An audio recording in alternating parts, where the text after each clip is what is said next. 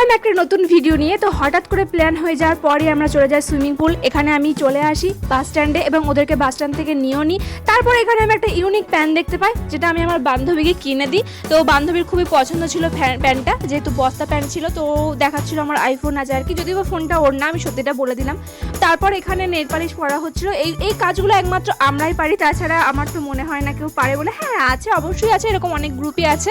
তো তারপর আমরা সবাই চলে আসার পর আমরা চলে আসি সেই জায়গাটার নাম ছিল ইউনিক শান্তিনিকেতন। খুবই সুন্দর ছিল আর অনেক ছবি তোলার জায়গাও ছিল। তো তারপরে আমরা এই টাইপের কিছু মজাও করি। পড়ছে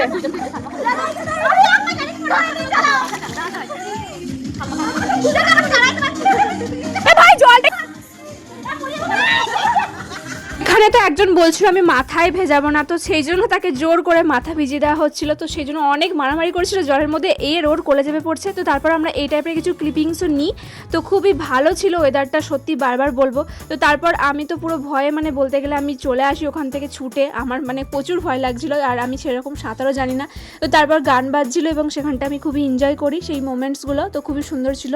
তো যাই হোক, তো তারপর আমরা ড্রিঙ্ক একটা অর্ডার করি। তো ড্রিঙ্ক অর্ডার করার পর আমরা খেয়ে দিয়ে তারপর আমরা ড্রেস চেঞ্জ করে চলে আসি, একটা বিরিয়ানি অর্ডার দিই। তো তারপর আমরা বাড়ি চলে আসি।